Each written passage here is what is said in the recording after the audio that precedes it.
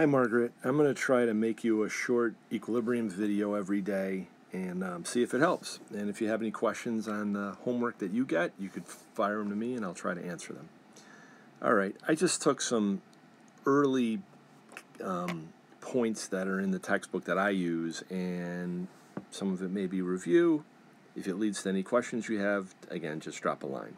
Alright, so you're learning about equilibrium, and the statement here says all chemical reactions are reversible, at least in principle. So what that means is, depending on what you mix together, you could possibly have conditions that make it go in reverse. So here's an example. You remember from last semester that if you took two aqueous solutions, here I have calcium chloride and sodium hydrogen carbonate, if you look at your solubility rules, you can find out if that when you mix things together, you might make a precipitate or something interesting.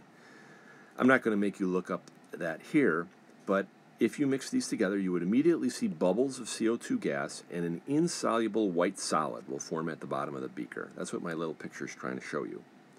So you get solid calcium carbonate, which is insoluble, and you get some CO2 bubbles. And here's the reaction. Calcium ions and hydrogen carbonate make calcium carbonate, CO2 gas, and H2O. Since sodium and chloride don't do anything, we call them spectators, and we don't include them in the net ionic reaction, or net ionic equation. That's what I have there. Well, if you add solid CO2, dry ice, or you bubble in some more CO2, you actually cause the calcium carbonate to dissolve. What's going on there? Well, that's what we're going to investigate. Basically, what's happening is you do the reverse reaction. If I put in some CO2, either in the solid or gas form, it doesn't matter, you could actually make the reaction reverse so that you use up all the calcium carbonate. So that's kind of interesting. Well, what's going on, I think you know, is that you're causing the reaction to reverse.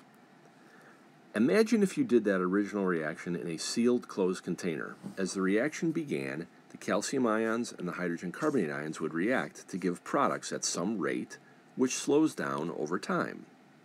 At the same time, however, what you would see, what I try to draw here, is that the reaction products begin to combine themselves to form the reactants. So notice that I've drawn a double arrow. Over time, you would have this in equilibrium. Eventually, the rate of the forward reaction and the rate of the reverse reaction become equal. It doesn't mean you have equal amounts on each side, it just means the rates are equal. Both reactions continue to occur, but no visible changes are observed. You've achieved equilibrium. Yay! Here's an interesting one that my book showed as well. It's just with a single test tube. And if you mix a couple of chemicals together, the test tube looks purple. That's what I tried to show in the middle. If you heat it up, it goes to blue, and if you cool it, it goes to red. What you're actually doing is shifting the equilibrium by changing the temperature. So that's an interesting thing to notice. What's temperature's effect on this? So I'm just giving you a bunch of random information. Let's see if we can organize it. Well, a math equation called the equilibrium expression, as you know, you've seen it before, it relates the reactions and the products. So here's one. H2 plus I2 gives 2 HIs. If you put the products, the HI raised to the second power, over the H2 times the I2, that ratio is a equilibrium constant.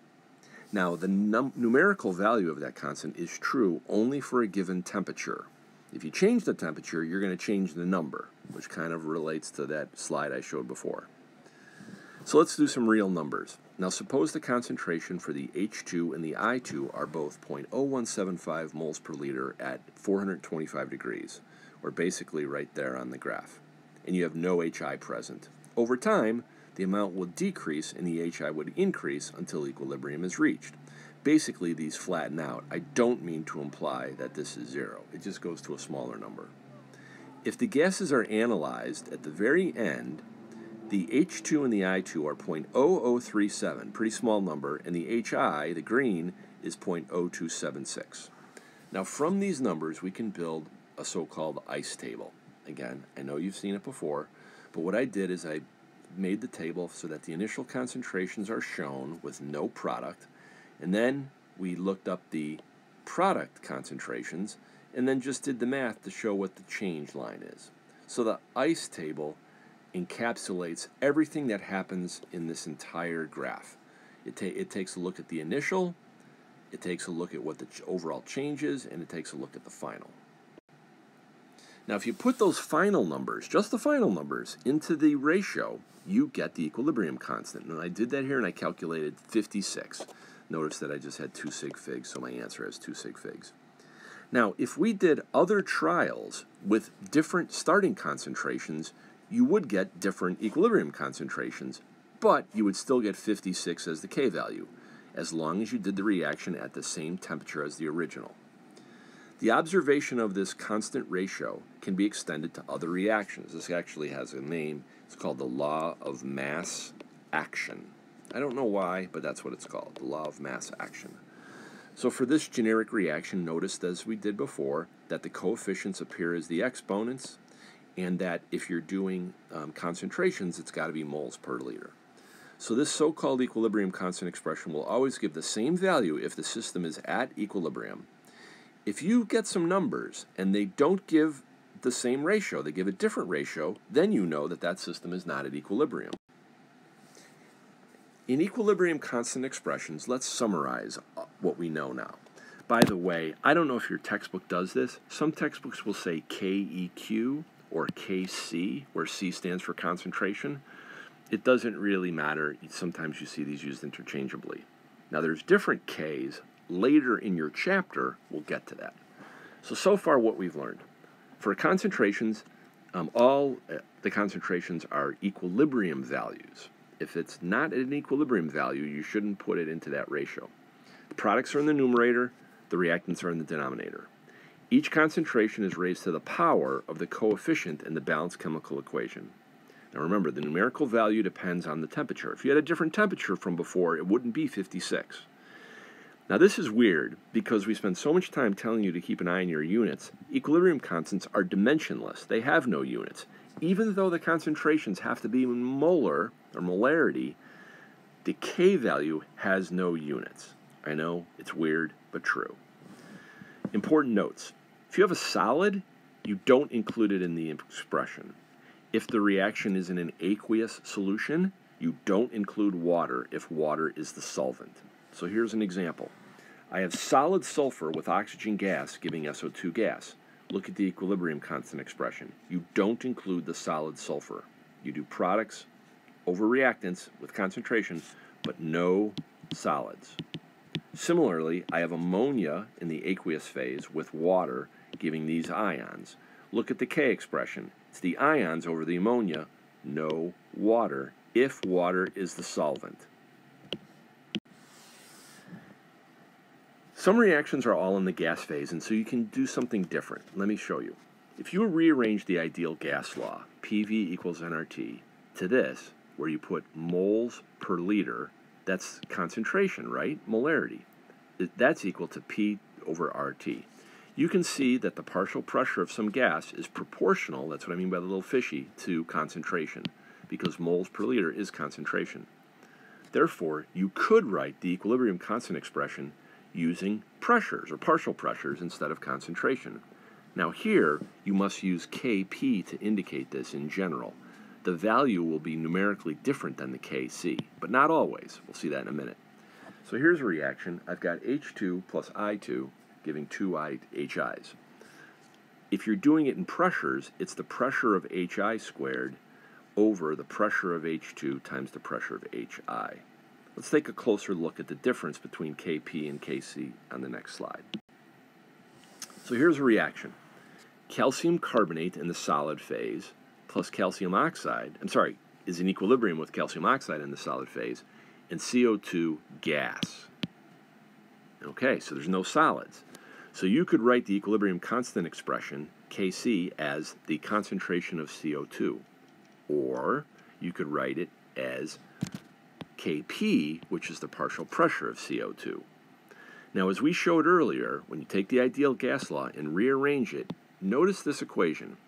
The pressure of a gas is going to be equal to its concentration times RT. Okay? Therefore, I could change the Kp expression into the concentration times RT. Because Kc is equal to CO2, from here, this leads to Kp is equal to Kc times RT. Obviously, Kp and Kc are not the same for this reaction. Let's look at a different one. Nitrogen plus 3 H2s gives 2 NH3 gases. Kp is going to be the pressure of ammonia squared over the pressure of nitrogen times the pressure of hydrogen cubed. Now, how does this value compare to Kc? Well, let's substitute with my little star equation from above. In other words, the pressure of something is equal to its concentration times RT. So that's what I did in this box here. I took the pressure of ammonia squared and I turned it into the concentration times RT squared. The pressure of nitrogen is the concentration of nitrogen times RT, and the pressure of H2 cubed is the concentration of H2 RT quantity cubed. Now, if you rearranged it and grouped together all the bracketed terms, you get this. That's Kc, by the way. That's the products over the reactants, times 1 over RT squared. Now, notice here I've got an RT squared, an RT to the first, and an RT cubed, so I have 1 over RT squared. So what I have is Kc over RT squared, or written all in one line, Kp is equal to Kc times RT to the minus 2. I really should say for this reaction. In general, it's going to be, if you did this for a bunch of reactions, you would see that Kp is equal to Kc times RT raised to the delta N power. And the delta N is the change in the moles of gas. Notice my balanced reaction here. I have 4 moles of gas going to 2 moles of gas. So that's a -2 in terms of change of moles of gas. I hope this helps out. I'll make a new one for you tomorrow. I hope everything's going well and you had a great day. Bye.